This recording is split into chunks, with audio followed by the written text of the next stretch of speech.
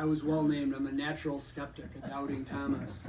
But if you look at what was written about Jesus 2,000 years ago, you would have to be, I think, a little bit either blinded or just you have an agenda to say that Jesus, the man, didn't exist. Because there are far more extra biblical writings about Jesus than Caesar.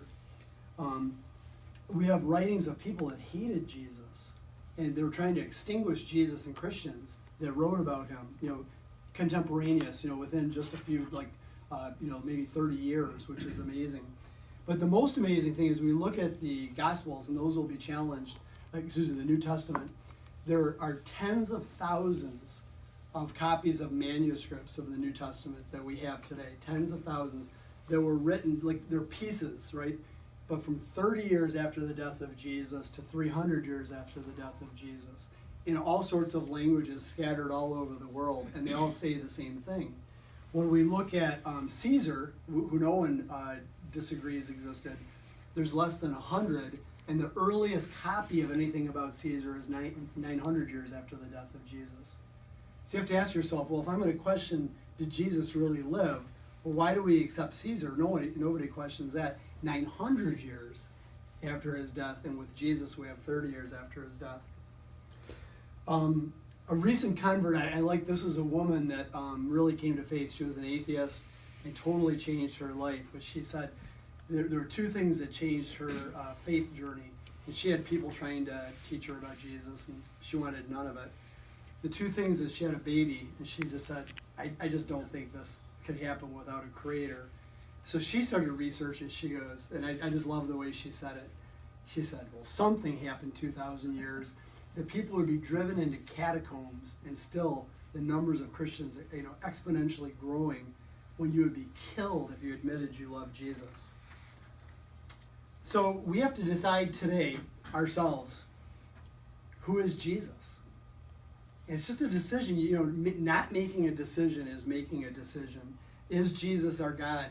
And there was a great writer I love, C.S. Lewis, who tackled this, and he said, well, really, there's only three decisions we can come to. He called it the 3 L's. He's either a liar, he's a lunatic, or he's the Lord.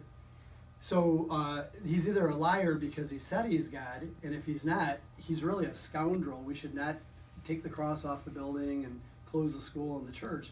If he lied about being God, he's a terrible man. He's not a good teacher. He's not a good man. Or he's crazy, right? He's a lunatic, like he thought he was God, but he really wasn't. But when we look at his teachings, like all of our ethics in the Western world are based on the teachings of Jesus. We have schools like the one we're in today where everybody gets to go to school. That was a Christian change in the world. It wasn't like that before Jesus. The dignity of each person, before we could just sell you and no one really thought about it. He changed that. Education, the institutions like universities, hospitals, to this day, the Catholic Church feeds, clothes, educates, and medically treats more people on this planet than any other institution. Today, in Africa, out of every 4 people that get to eat in Africa, 1 of them gets to eat because of the Catholic Church. So it's just unbelievable when we think of it doesn't sound like a lunatic. Like we read his teachings, they don't sound crazy. They sound actually pretty sane. So Sherlock Holmes, we all know Sherlock Holmes, right? He said that when we have eliminated the impossible, whatever remains, however improbable, must be the truth. And the other truth that I hold for myself, and an atheist told me this, who is on his way to becoming Christian, he said, what really stunned me is that when Jesus was crucified, they all ran except for John. But after Jesus was resurrected, they were all willing to go to their death for him. And I don't know why, that just really made a big difference.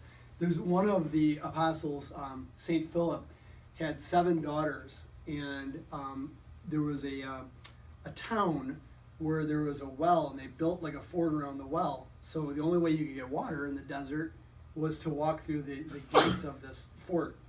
And you had to say, Baal is God, this God that they had created, the fertility God. And he wouldn't do it. He just kept walking around the wall saying, Jesus is Lord, Jesus is Lord, Jesus is Lord. And they finally got so upset with him, they hung him upside down and brought one of his daughters there.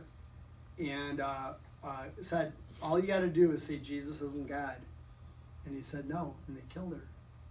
And they brought the next daughter and killed her. All he had to do is, but Philip, I mean, think of the conviction he had that Jesus is God and heaven is far more important than this world, that he would do that, because if he renounced Jesus, great, his daughters live, but maybe don't go to heaven. You know, you just start thinking of that. Like, obviously he believed that Jesus was God and was